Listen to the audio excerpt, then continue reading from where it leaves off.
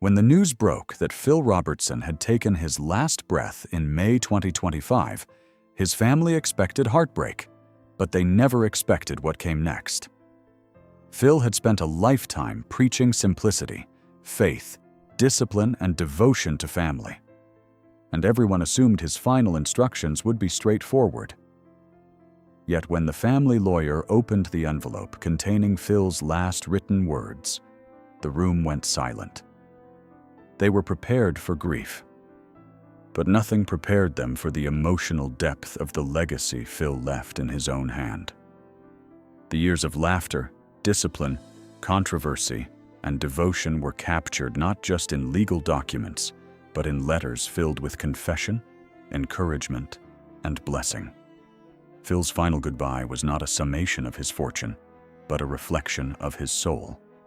What his children discovered that day told them more about the man they loved than any televised moment ever had.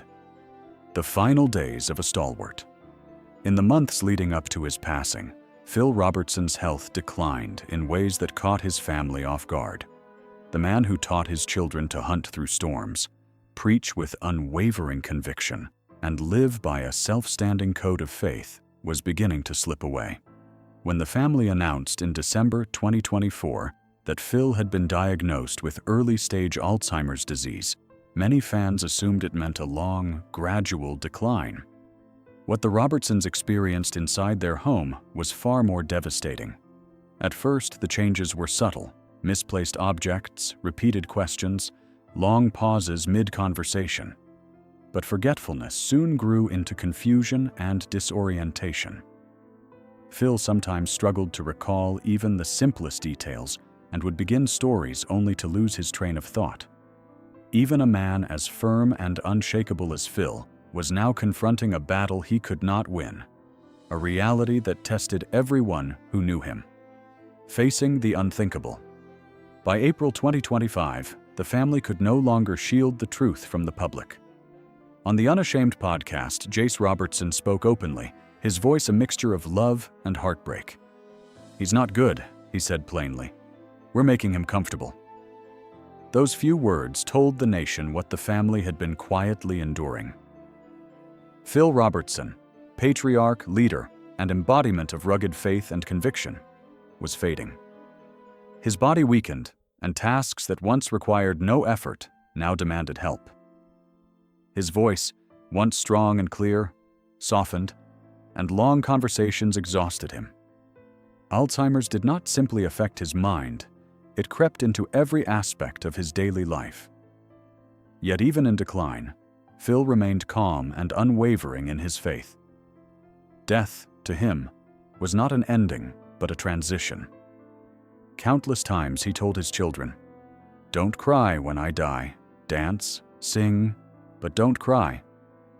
Words spoken so often they became a kind of family ethos, though when the day came, grief proved heavier than they had imagined. The quiet passing at home. In the early hours of May 25, 2025, Phil Robertson passed away peacefully at home, surrounded by the people he loved most. He was 79 years old. The moment was quiet, yet the weight of it was enormous. His son Jace was the first to share the news publicly, saying simply, "My dad has gone to be with the Lord today." Willie and Corey followed with messages filled with sadness and gratitude, reminding fans that they mourned deeply but were thankful for every year with him. The funeral that followed was exactly the kind of farewell Phil would have wanted. No reporters, no cameras, no political figures attaching themselves to grief.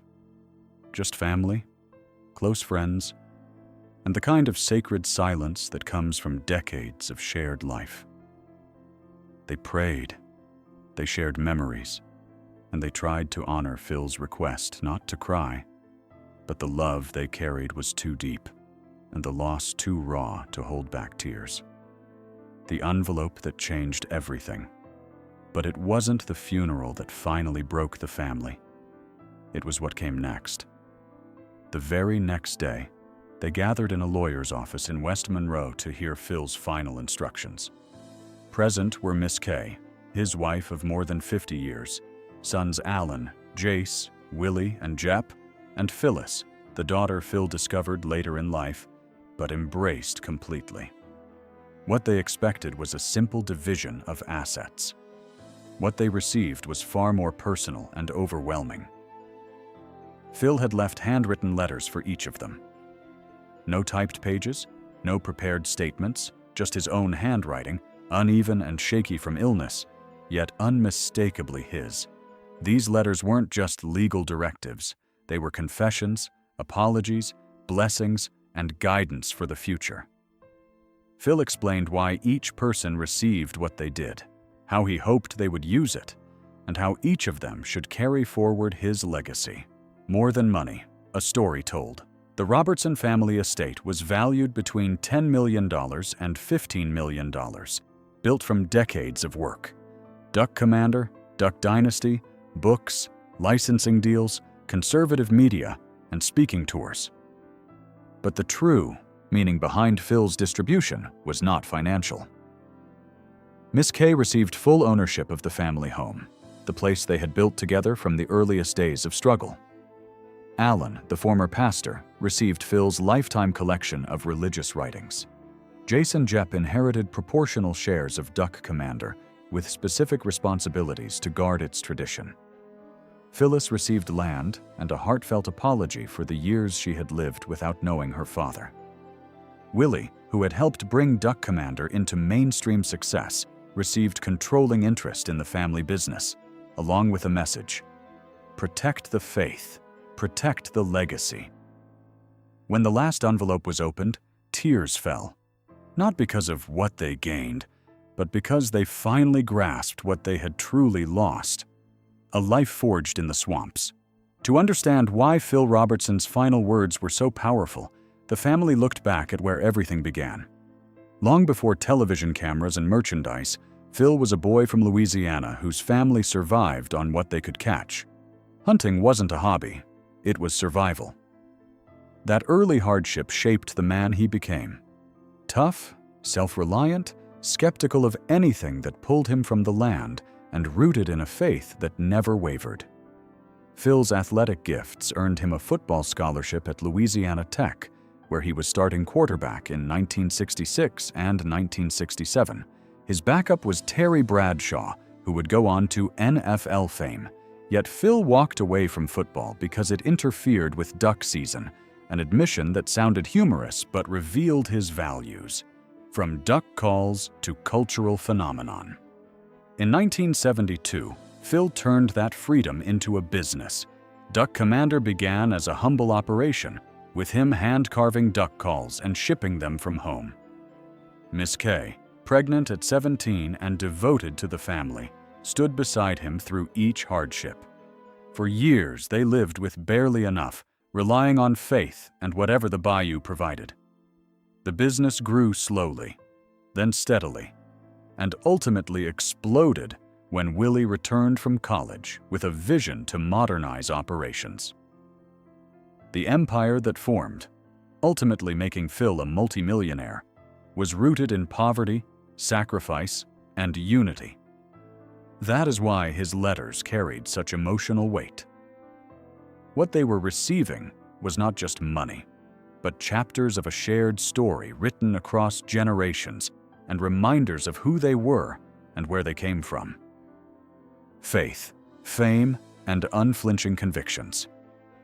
The world met Phil Robertson in 2012 when Duck Dynasty premiered on A&E. What was meant to be a simple reality show about a family running a business became a cultural phenomenon, drawing more than 11 million weekly viewers at its peak. Audiences saw a man speaking plainly about faith, family, and life, and they recognized that his on-screen persona was not an act. It was Phil. Yet fame did not soften him. If anything, it amplified his voice. In 2013, a controversial interview ignited public backlash. Phil spoke forthrightly about his beliefs on marriage and values, igniting fierce debate. A&E temporarily suspended him, advertisers pulled back, and critics condemned him. A man who fell and rose long before fame, Phil Robertson's life was not without darkness. In his 20s and early 30s, he struggled with alcohol, violence, and a temper that scarred his marriage and family. Miss Kay married him at 17, pregnant with their first child, and endured years of pain and uncertainty. Phil himself later recounted how he wandered away from home, consumed by drink and destructive behavior. The turning point came in a small church in West Monroe. Restless and defiant, he walked in one day and walked out changed. Embracing Christianity with the conviction that defined the rest of his life, he rebuilt his marriage, apologized to his children, and devoted himself to faith, family, and work.